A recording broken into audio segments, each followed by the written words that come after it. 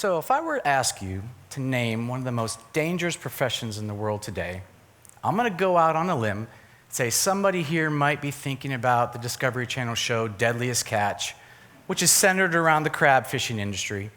And I would agree with you, but what you may not realize is firefighting is also regarded as one of the most dangerous professions in the world today, where both men and women put their lives on the line every time they answer an emergency call.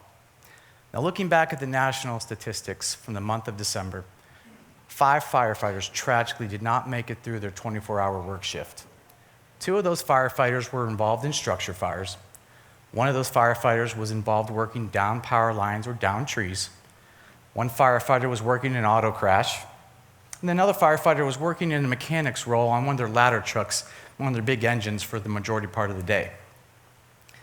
Now, these 5 firefighters did not die during the actual emergency call. It wasn't until several hours later that it was determined that they had suffered a massive heart attack. Now, you may ask, is this a coincidence? And I will tell you no.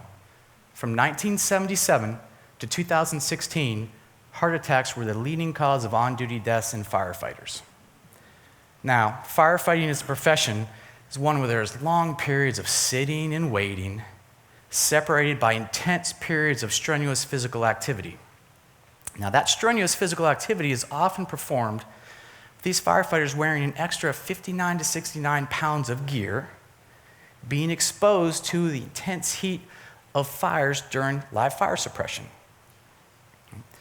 So, the energy demands of firefighting place a tremendous strain on your heart and increases a firefighter's risk for suffering a cardiovascular event if they're not able to control or manage certain risk factors for heart disease. Think about body composition, body fat percentage, blood cholesterol levels, blood sugar levels, and blood pressure. So let me give you an example. Untreated or unmanaged high blood pressure in firefighters has been correlated with a 12-fold increased risk of suffering a cardiovascular event. Untreated or unmanaged high blood pressure and obesity has been shown to actually alter the structure of the heart itself. Now, this is where my lab comes into the picture. The goal of our FITLIFE program is to help identify firefighters who may be at an increased risk of developing heart disease and hopefully preventing heart-related fatalities. Heart disease is largely preventable and successfully treatable if we can detect it early. Now, our lab performs over 300 annual cardiovascular screenings from local fire departments in Bryan College Station. The very first firefighter that stepped through our doors back in 1984 had an abnormal stress test. The very next day, quadruple bypass surgery, successful by the way, but he was able to return back to work that same year. Right. The students, our undergraduate students and our graduate students, take what they learn in the classroom and are able to apply it in real-world settings. They are the technicians that perform the majority of these cardiovascular screening procedures. This provides them with invaluable experience they could take with them after graduation when they're going to apply for certain jobs in the healthcare industry. Now, in 2016, cancer has surpassed heart attacks as the leading cause of death in firefighters, with over 70% of the on-duty deaths being attributed to cancer.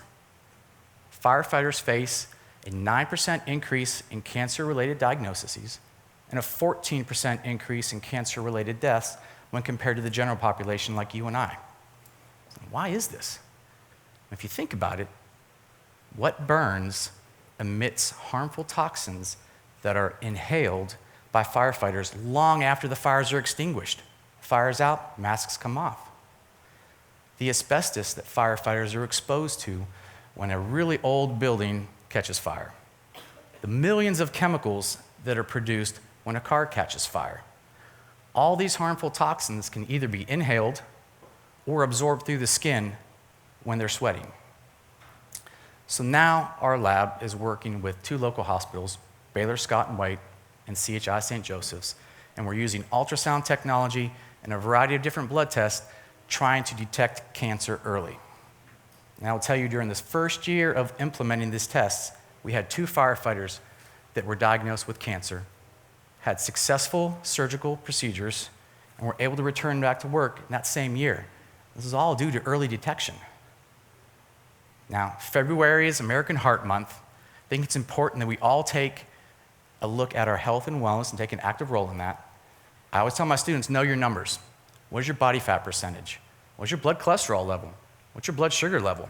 Do you know what your blood pressure is? So our FITLIFE program is here to assist you because we provide all these screening tests to anyone and everyone in the community for an affordable cost. Thank you.